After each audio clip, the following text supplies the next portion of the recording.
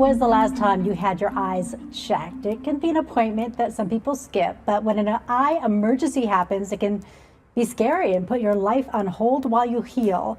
That's what happened to me this summer, and I wanted to tell you about it with the help of my doctor. We have retina specialist Dr. Anita Prasad from Arizona Retina and Vitreous Consultants with us. Dr. Prasad, great to see you. Hi. Thank you for being here. Thank you for having me. How often should people be going to the eye doctor? Just a regular doctor appointment?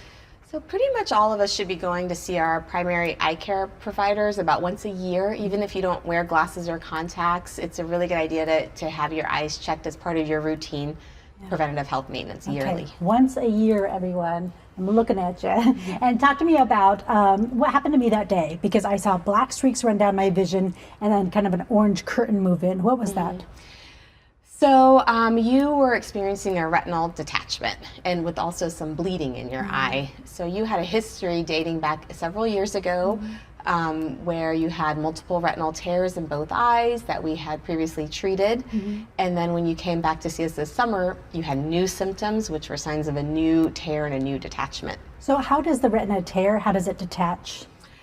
So for the vast majority of people, it just happens spontaneously. It can be from trauma, but most of the ones we see are just spontaneous. So some people will be at higher risk of them, and you are in this group of people who are very nearsighted.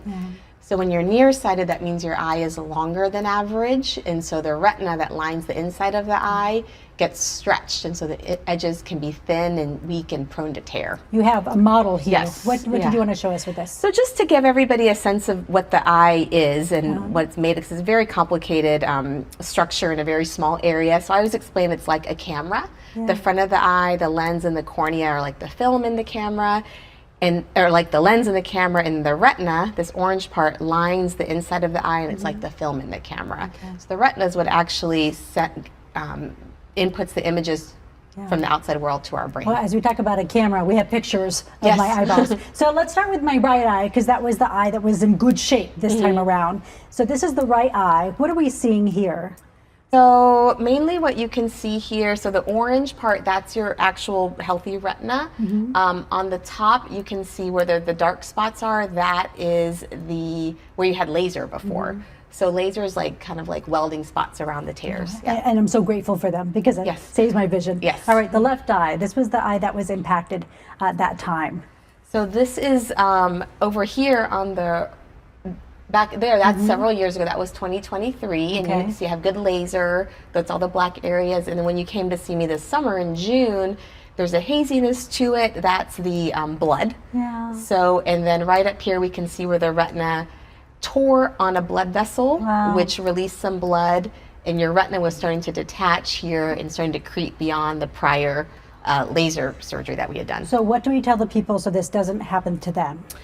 So the main thing is just being aware of the symptoms and not ignoring them. So the most common symptom of a retinal tear or detachment is floaters.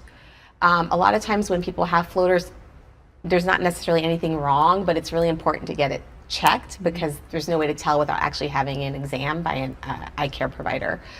And then flashing lights can be another symptom of retinal tear or detachment. If we catch this before it's a detachment, so if we catch it when it's just a tear, we can do the laser like you had in your right eye, and that can actually prevent a retinal detachment. And then this time you went in and put an air bubble in. Tell me about that process, because that was wild. Yes, so you actually required surgery because you had a retinal detachment. So basically what we did under anesthesia, of course, is make tiny little incisions on the white part of your eye. And then we went into the back here into what we call the vitreous, and using special equipment, remove the floaters and the gel and the blood. And then we use an air bubble, so the surface tension of the air flattens out the retina like a steamroller.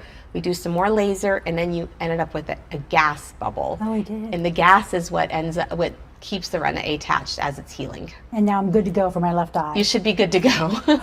Well, thank you for saving my vision, for coming in here and educating us, because it's a scary thing when it happens, and then it's always lovely when I talk to you, and it's every day that you're fixing people's eyeballs like this. Thank you so much. Thank you, Dr. Prasad. Let's take a look at our forecast.